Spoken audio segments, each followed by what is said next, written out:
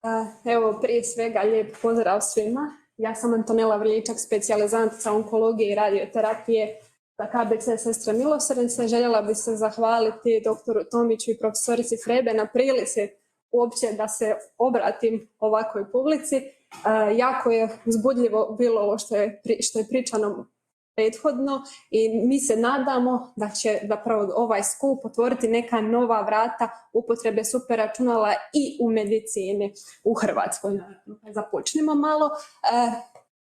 Prije svega jedna mala napomena, ja sam ipak kliničar, tako da većinom će predavanje biti bazirano na klinici i ovome što mi radimo i kako bismo mi mogli upotrijebiti superračunala, ali naravno nakon nekog prvog uvodnog dijela. Rak prostate jedan je od najčešćih malignih tumora koji se javlja u muškaraca. Rijetko se kad javlja u muškaraca ispod 50 godina, pojavnost raste nakon 60. godine i doseže vrhunac negdje sa 80 godina, kako možete vidjeti u ovom grafu. Iako se radi većinom o sporo rastućem tumoru, uzrokuje 10% svih smrtnih slučajeva uzrokovanih malignim tumorom, što je zapravo jako velik postotak. Stopa kliničkog očitovanja raka prostate značajno je manja nego stopa latentnog raka prostate. Kad sam pripremala ovo predavanje, zapravo sam pronašla jedan podatak da je latentni rak prostate prisutan čak u 43% muškaraca starijih od 80 godina. Odakle je taj podatak? Rađene su autopsije bolesnika koji su preminuli iz razloga koji nisu povezani sa karcinomom prostate, te je pronađen malignitet u čak 43% njih. Kada pričamo o epidemiologiji raka prostate u svijetu, ovo su podaci Globokena iz 2020. godine. Kao što možete vidjeti, otprilike 10 milijuna dijagnosticiranih, prostata je na drugom mjestu sa 1.400.000 novodijagnosticiranih, što je zapravo jako impresivna brojka.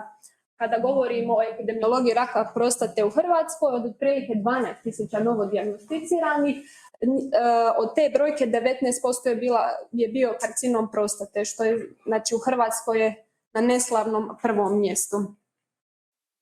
Ovaj slajd je pomalo kontroverzan. Kada gledate etiologiju raka prostate, u različitim radovima pronađete različite vrste, različite faktore koji su povezani sa rakom prostate. Sad mala napomena, od svih ovih faktora koji su navedeni, postoje oni koji imaju veći stupanj dokazanosti i postoje oni koji imaju manji stupanj dokazanosti. Što se tiče genetike raka prostate, u studijama koje su proučavali genom, nekoliko gena i kromosomskih regija povezani su sa rakom prostate, patogene varijante BRCA1, BRCA2, mismatch repair gena, HOXB13, čija je prevalencija najčešća u nordijskim zemljama. One dovode do umjerenog rizika za razvoj raka prostate, a nama su posebno zanimljivi ovi BRCA i mismatch repair jer su nam potencijalno klinički targetabilni. Kada pričamo o patohistologiji raka prostate, zapravo najčešće se radi o tumorima epitelnog podrijetla koji su 95% slučajeva adenokarcinomi i acilarnog podrijetla. Također postoji neuroendokrini karcinomi prostate koji su jako loše prognoze, a postoji neepitelni tumori kao što su limfomi i sarkomi. Maligni tumori većinom nastanu u perifernoj zoni prostate, a kada nastanu u središnjem dijelu, zapravo oni tada su blizu prostatične uretre, te su time tumori prijelaznog urotelnog epitela. Ne znam koliko vas je ovdje ikad držalo nalaz nekakav iz bolnice ili iz ustanove, ali mi kada pričamo o raku prostate, jedna od stvari koje uvijek napišemo je Gleason score. Što je to? Znači, kada patolozi dobiju uzorak, oni ga pogledaju i ocijene stupanj diferenciranosti stanica od 1 do 5.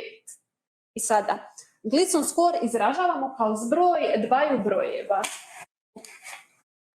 Ako vidite tu na slici tu, ova najveća komponenta ovog tumora je stupnja diferenciranosti 3, a druga najčešća komponenta je stupnja diferenciranosti 4, što je Gleason score 3 plus 4 ili ga sedmica.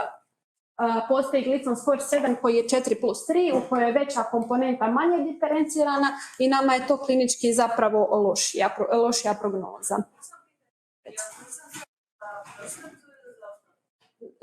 za prostatu. Sad ćemo doći do TNM klasifikacije koja je u principu svih solidnih tumora, to vjerujem da vam je svima više manje poznato.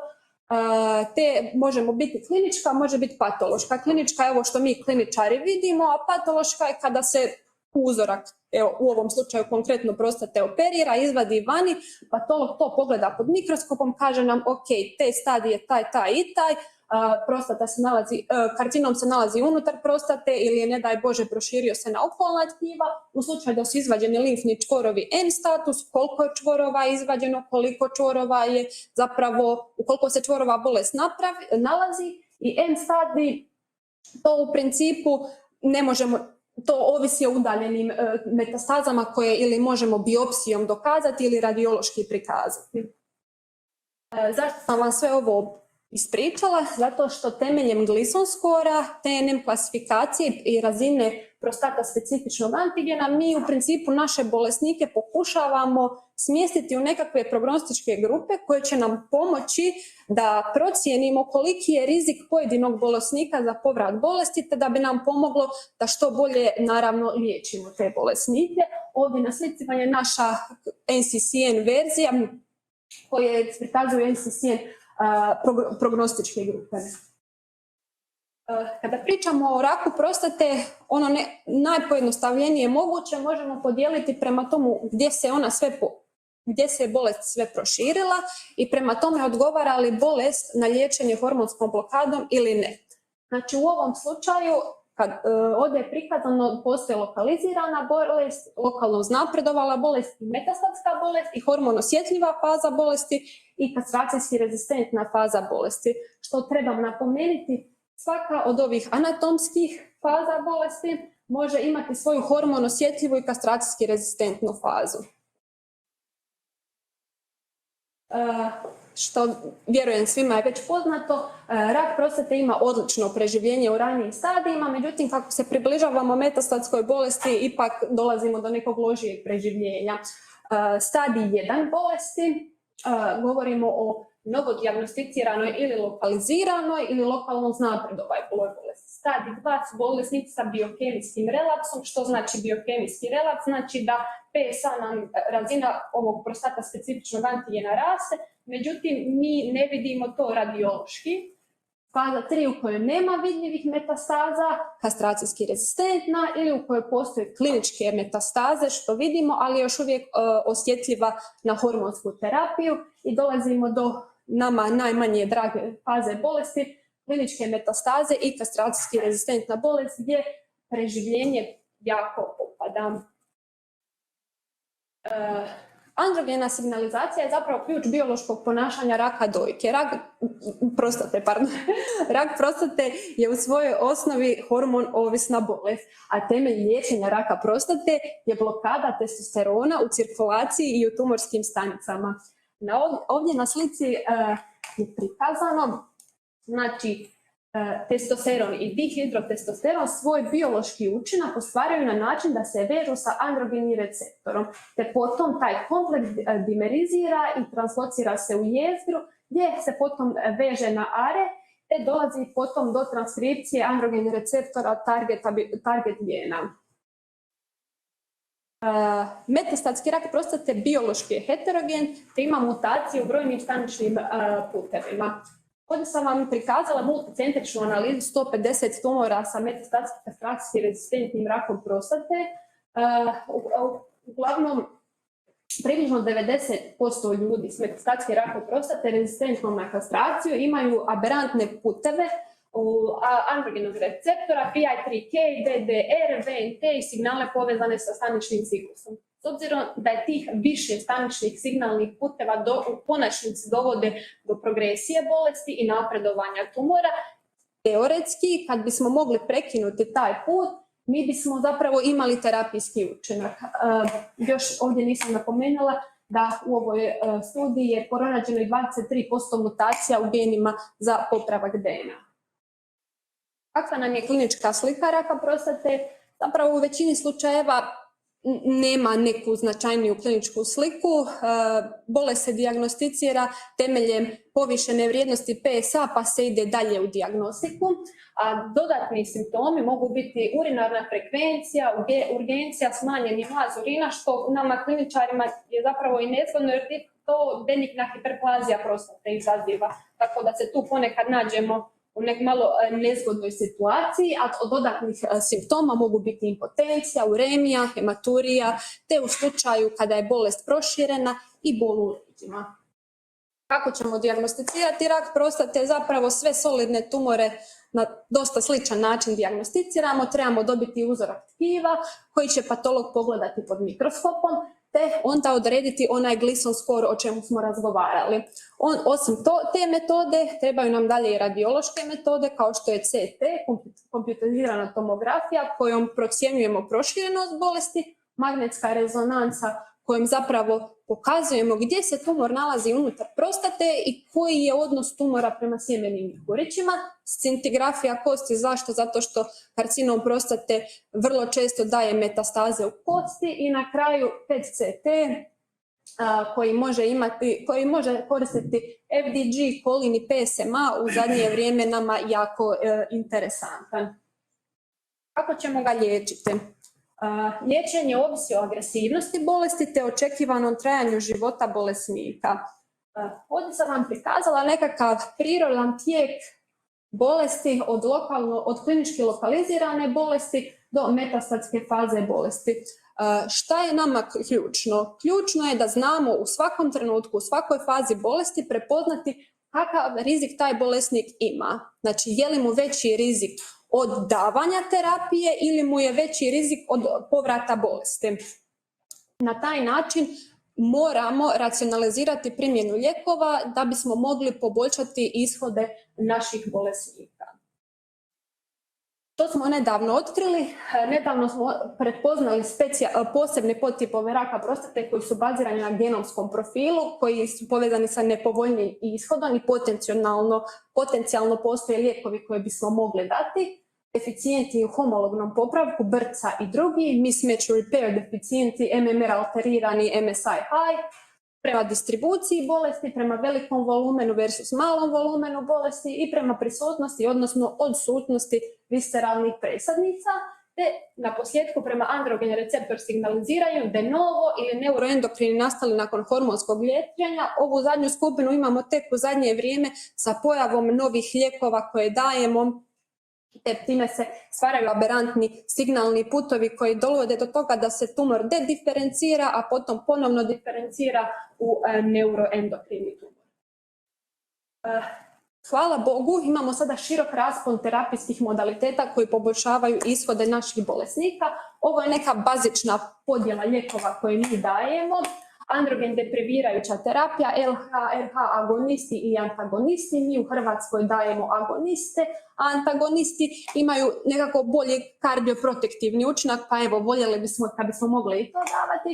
Ovo su vam tu hormonski lijekovi novije generacije, abirateron kao lijek koji djeluje inhibirajući biosintezu androgena, lijekovi koji djeluju na androgeni receptor, enzalutamid, apalutamid, darolutamid, PARP inhibitori, olaparib, rukaparib, radiofarmaceuti, stronci, radi i nama, ovo je posebno zanimljivo i interesantno, lutecij 177 PSMA, to zapravo samo o tome bi čovjek mogao držati cijelo predavanje, to je jedna revolucija koja nam se dogodila, koje spajamo teranostiku i dijagnostiku, znači terapijski pristup i dijagnostički pristup, ali kažem, nećemo o tome, puno ću biti tu. Imunoterapija kao pembrolizumab, agensi koji čuvaju kost, RANK inhibitori, izolindronična kiselina i naravno napredak u dijagnostici sa gali PSMA PET CT-om. Kako ćemo liječiti rak prostate? Opet ovisno o tome je li se nalazi u fazi liječenja u kojoj možemo dati hormone, u fazi koje ćemo hormonima pomoći bolesniku ili u kastracijskoj rezistentnoj fazi kada jednostavno bolest više ne reagira na hormonsku terapiju. bolest, ako je klinički lokalizirana, možemo je aktivno nadzirati u slučaju da smo procijenili ono što smo pričali, cost benefit rizik, ako je bolest nižeg rizika i ako se radi o osobi starije životne dobi, možemo je aktivno nadzirati, možemo učiniti radikalnu prostatektomiju ili provesti radioterapiju na području prostate, a kažem u metastatskoj hormonsenzitivnoj bolesti postoje niz lijekova, docetaxel, abirateron, enzalutamin, apalutamin, jednako tako u kastracijski rezistentnoj fazi bolesti, u nemetastatskoj kastracijski rezistentnoj bolesti apalutamid, enzalutamid, darolutamid, metastatskoj kastracijski rezistentnoj, cijeli niz lijekova u kojim se čovjek vrlo lako može izgubiti. Kao što vidite, a razlog tomu je možemo davati lijekove u svim fazama bolesti, te nama krucijalno da prepoznamo rizike da bismo mogli optimalno sekvencionirati liječenje, da ne potrošimo lijek u fazi bolesti u kojoj možda ne bismo to trebali napraviti. Sad kako to napraviti? To je vrlo teško, ali tu postoji umjetna inteligencija koja bi nam potencijalno mogla pomoći. Personalizacija raka prostate temeljem prognosticiranja dugoročnih klinički relevantnih informacija je zapravo predstavljena od Andreje Steve i suradnika. Oni su zapravo koristili multimodalnu arhitekturu dubokog učenja te modele učenja koji su koristili kliničke patohistološke podatke biopsija prostate, a oni su učeni temeljem podataka iz 5 studija faze 3 kliničkih podataka i patohistoloških nalaza da pomognu nam predvidjeti različite onkološke ishode. Ovo je sad samo nekakav schematski prikaz kako su oni to radili. Znači, u prvoj fazi su se prikupljali podaci i došlo je do digitalizacije slajdova. Koje smo podatke prikupljali? T-stadij, PSA, kombinirani Gleason score, primarni, sekundarni, dob i patohistološke zapravo slike.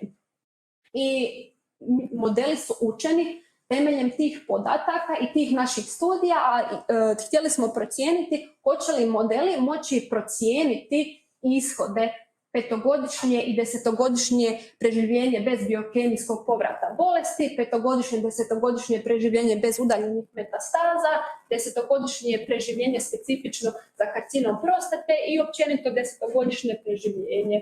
I zapravo umjetna inteligencija je puno bolje predvidjela ishode od onih, ne znam jel se sjećate, na početku smo pričali NCCN prognostičkih grupa, što je zapravo velik korak naprijed za nas i velika pomoć u donošenju svakodnevnih kliničkih odluka. Još jedan način na koji se klinička inteligencija koristila, ovo je znači bilo u izradi radioterapijskih planova za naše bolesnike. Sad, kako mi radimo planove? Imamo bolesnika, stavimo ga kroz CT simulator, snimimo ga, nacrtamo, iskonturiramo organe od rizika, što su u slučaju prostate femori, rektum, mjehur, crijeva i bulbus penisa i iskonturiramo ciljni organ. I naši fizičari naprave taj plan na način da nastoje isporučiti što konformalniju dozu da sačuvaju naše organe od rizika, a isporuče dozu u tkivo. I ova istraživanje je bilo ovako dosta zanimljivo.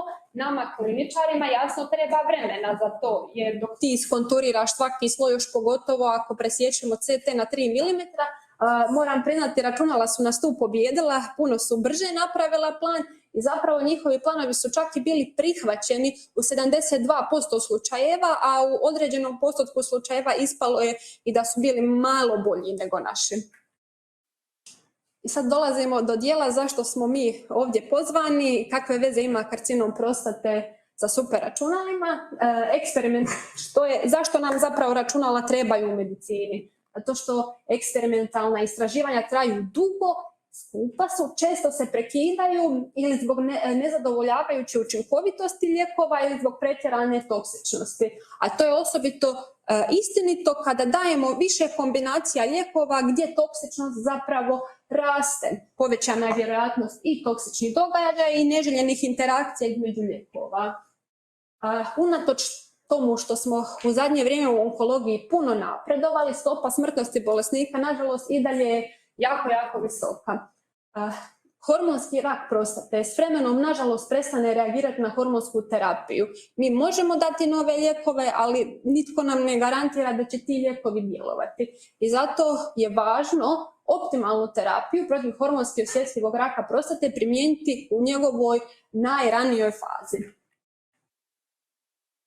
Ali jako je teško pronaći optimalnu terapiju za rak zbog iznimne složenosti maligniteta. Postoji mnogo podtipova unutar raka, tijek raka ovisi o dobi, spolu, u nekim slučajevima čak i o rasi bolesnika. Međutim, tu složenost nam pomognu dešifrirati i super računala i sofisticirane aplikacije. I Vini se tu pokazao učinkovitim u liječenju različitih vrsta malignih bolesti. Postojeće metode virtualnog probira se zapravo temelje na traženju velikog broja lijekova koji bi trebali i izračunavanju njihove energije vezanja za receptore, za koje se zna da imaju ključnu ulogu u nastanku i razvoju raka. Međutim, ta vrsta virtualnog probira zanemaruje ovo što mi kliničari znamo, zanemaruje učinak lijekova na preostale receptore, na interakciju između receptora kao i na samoga bolesnika kao pojedinca.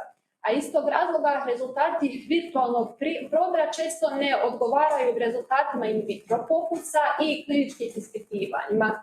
Vini se tim problemom bavi na posve novi način jer obavlja virtualni probir lijekova protiv malignih bolesti na način da koristi KIG metaboličke puteve i kozmik somatske mutacije. Budući da je Vini računalno zahtjevan, mi ga namjeravamo izvoditi na super računalu Vega, o kojem ste čuli malo prije, i te se nadamo da ćemo koristeći Vini pronaći učinkovitije načine liječenja od trenutno poznatih terapija protiv hormonski osjetljivog raka prostate. To je to. Hvala na pozornosti.